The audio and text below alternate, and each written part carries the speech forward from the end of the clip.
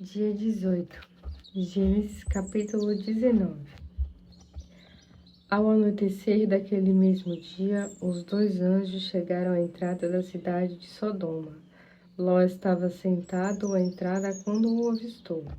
Ele se sentou, correu para recebê-lo, prostou-se com o rosto no chão e disse: Senhores, venham à minha casa.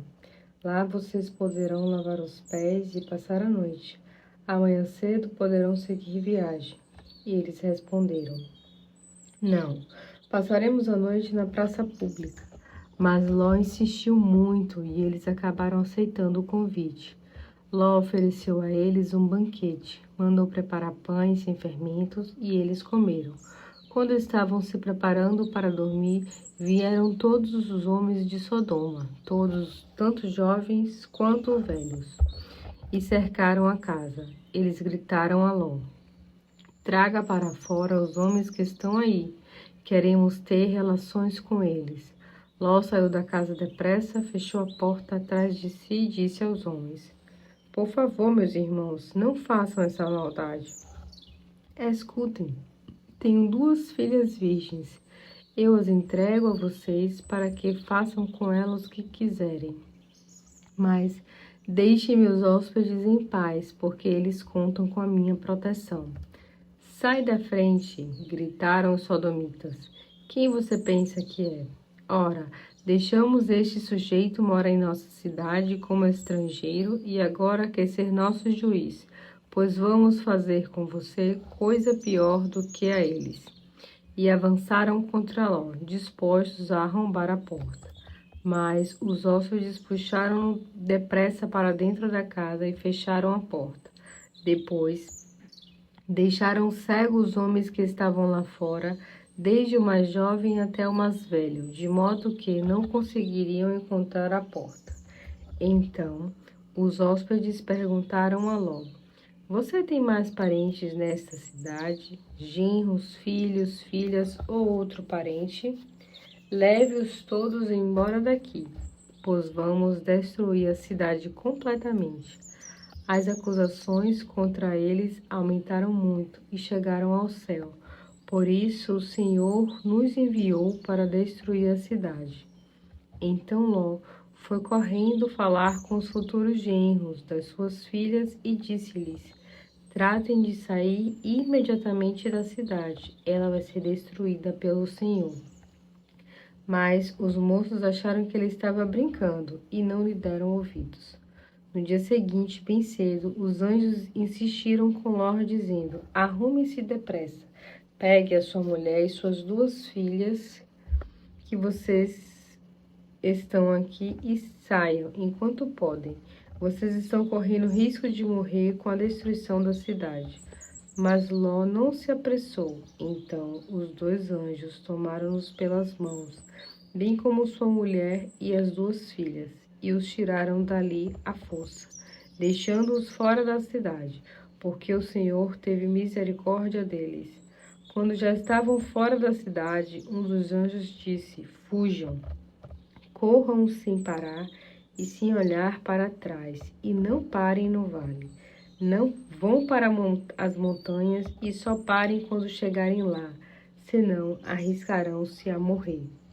Ló, porém, lhes disse: Assim não, meu senhor. Vocês foram bondosos comigo, salvaram a minha vida e mostraram piedade. Não posso fugir para as montanhas, pois receio que esta calamidade caia sobre mim e eu morra. Deixe que eu vá para aquela cidade pequena. Ela fica bem próxima e eu poderia fugir para lá e ficar a salvo. Está bem, disse o anjo. Aceito, mas esse seu pedido e não destruir aquela cidade. Mas vá depressa, porque não posso fazer nada enquanto você não chega lá. Desde então, aquela vila foi chamada Zoar. O sol já estava aparecendo no horizonte quando Ló chegou a Zoar.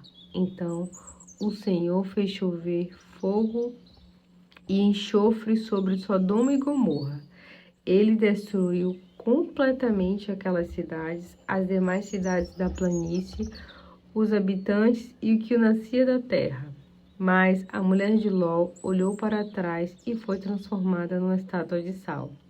Naquela manhã, Abraão levantou-se de madrugada e foi até o lugar onde tinha estado diante do Senhor. Dali, olhou para Sodoma e Gomorra e para Campina, e viu fumaça subindo da terra, como de uma grande fornalha. Quando Deus destruiu a cidade da planície, lembrou-se de Abraão e tirou Ló daquela região. Ló partiu de Zoar com suas 2 filhas e passou a viver nas montanhas, porque ficou com medo de permanecer em Zoar. Ele e suas 2 filhas ficaram morando numa caverna. Foi quando a mais velha disse à irmã: Em toda essa região não existe homem que possa casar conosco, conforme o costume da terra. Nosso pai já está velho e logo não poderá ter filhos. Vamos dar vinho a ele e cada uma de nós se deitará com ele. Assim teremos descendentes e a nossa linhagem não desaparecerá. Naquela mesma noite deram vinho ao pai e a filha mais velha se deitou com ele. Ele estava tão embriagado que não percebeu quando ela se deitou, nem quando se levantou. No dia seguinte, a filha mais velha contou à irmã: Ontem à noite deitei-me com meu pai. Vamos fazer a mesma coisa hoje. Daremos vinho ao nosso pai e depois você se deitará com ele, para preservarmos a descendência do nosso pai. Naquela noite, novamente, deram vinho ao pai e a filha mais nova se deitou com ele. Novamente, ele não percebeu quando ela se deitou, nem quando se levantou.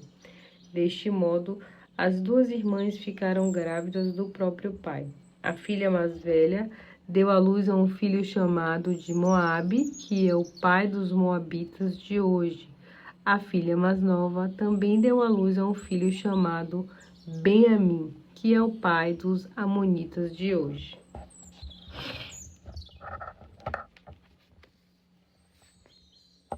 Mateus, capítulo 18. Nessa ocasião, os discípulos vieram a Jesus para perguntar qual deles seria o maior no reino dos céus. Jesus chamou para perto dele uma criança e colocou no meio deles. Depois disse: Se vocês não mudarem de vida e não se tornarem como crianças, nunca entrarão no reino dos céus. Portanto, todo aquele que se humilha como esta criança é o maior do reino dos céus.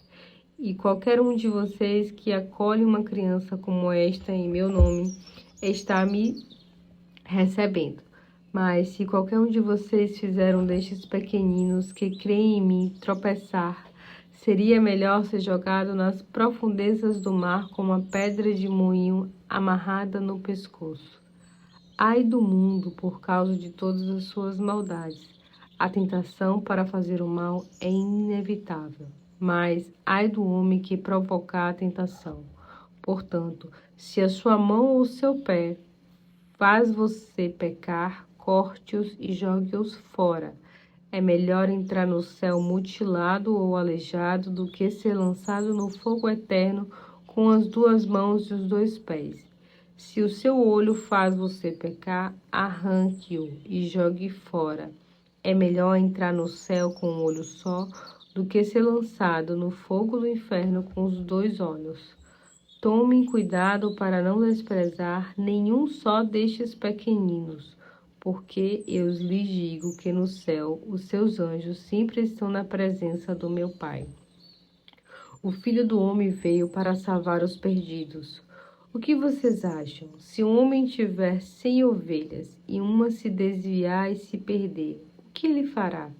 Não deixará as outras 99 e sairá pelo menos em busca da perdida? E se encontrar, ele se alegrará por causa dela mais do que pelas outras 99 que não se perderam. Assim também, a vontade do meu Pai é que não se perca nenhuma desses pequeninos. Se o irmão pecar contra você, vá e fale com ele em particular, para que ele possa ficar frente a frente com a sua falta. Se ele ouvir e confessar, você ganhou de volta esse irmão. Mas, se não ouvir, Leve então um ou dois outros com você e vá a ele novamente, provando tudo quanto você diz por meio dessas testemunhas. Se ainda assim ele se recusar a ouvi-los, então leve o caso à igreja. E se ele se recusar também a ouvir a igreja, trate-o como um pagão ou um cobrador de impostos. Eu lhes digo a verdade: tudo que vocês atraem na terra será atado no céu, e tudo que vocês desatarem na terra será desatado no céu. Eu lhes digo isso também: se dois de vocês concordarem aqui na terra a respeito de qualquer assunto sobre o qual pedirem, isto será feito por meu Pai, que está nos céus. Pois onde 2 ou 3 se unem em meu nome, eu estarei ali no meio deles. Então, Pedro se aproximou de Jesus e perguntou-lhe: Senhor, quantas vezes eu devo perdoar um irmão que peca contra mim? 7 vezes? Não 7 vezes, respondeu Jesus, mas até 77 vezes. O reino dos céus pode ser comparado a um rei que decidiu pôr em ordem suas contas com os seus servos. E quando estava fazendo isto, foi-lhe trazido um dos seus servos que lhe devia muita prata. Como ele não tinha condições de pagar, o rei ordenou que fosse vendido para dar a dívida, bem como suas esposas, seus filhos e tudo que ele tinha. Mas o servo prostou-se diante do rei, com o rosto em terra, e disse: Ó Senhor, tenha paciência comigo, eu pagarei tudo. Então o rei teve compaixão dele e soltou e perdoou a sua dívida. Mas quando aquele servo saiu da presença do rei, encontrou um dos seus companheiros de trabalho que lhe devia 100 denários. O agarrou pela garganta e exigiu que lhe pagasse na hora. O homem prostrou-se diante dele e suplicava que ele lhe desse um pouco mais de tempo. Tenha paciência, eu lhe pagarei, implorava ele. Mas o seu credor não queria esperar. Mandou prender e encarcerar o homem, até que a dívida estivesse totalmente paga. Então, os amigos do homem viram o que havia acontecido, ficaram tristes e foram contar tudo ao rei. Então, o rei chamou à sua presença o servo que lhe havia perdoado e disse: Você é um servo mau. Eu lhe perdoei daquela dívida enorme só porque você me implorou. Você não deveria ter misericórdia do seu companheiro, do mesmo modo como eu tive a você? Então, o rei irado mandou o homem ser duramente castigado até pagar o último centavo que devia. Assim, meu Pai Celeste fará com vocês, se cada um de vocês se recusar a perdoar verdadeiramente o seu irmão. Neemias, capítulo 8. No 7º mês, todo o povo já estava morando nas suas cidades. No dia 1º deste mês, todo o povo se reuniu na praça que ficava em frente à porta das águas e pediu a Esdras, o mestre religioso do povo, que lesse para eles o livro da lei de Moisés, que o Senhor tinha dado a Israel. Assim, Esdras, o sacerdote, no 1º dia do 7º mês, trouxe para a Assembleia, que era constituída de homens e mulheres, os livros da lei de Moisés, e todos podiam entendê-lo enquanto lia. Ele ficou de frente para a praça que está defronte à porta das águas, e leu desde o raiar da manhã até o meio-dia, na presença dos homens, mulheres e de outros que podiam entender. Todos ficaram em pé quando ele abriu o livro, e todos os que tinham idade para entender prestaram muita atenção. O escriba Esdras ficou em pé num estrado de madeira feito especialmente para a ocasião. Ao lado direito de Esdras estavam Matias, Semá, Anaías, Urias e Ilquias e Maesias. Ao seu lado esquerdo estavam Pedaías, Misael, Malquias, Azum, Asbadana, Zacarias e Mesulão. Esdras abriu o livro diante de todo o povo, e todos podiam vê-lo, porque estavam no lugar mais alto. Quando ele abriu o livro, o povo todo se levantou. Então Esdras louvou o Senhor, o grande Deus, e todo o povo levantou as mãos para o céu e disse: Amém, Amém. Depois eles se inclinaram e adoraram ao Senhor com os rostos no chão. Esdras lia as palavras do livro. Enquanto ele lia, os levitas Jesuá, Bani, Serebias, Jamim, Acube, Sabetai, Odias, Maesias, Quelita, Azarias, Josabade, Hanã e Pelasias iam por entre o povo e instruíam acerca da lei. E todos permaneciam ali. Eles leram o livro da lei de Deus, interpretando e explicando o que a passagem estava sendo lida queria dizer. Todas as pessoas começaram a chorar quando ouviram os mandamentos da lei.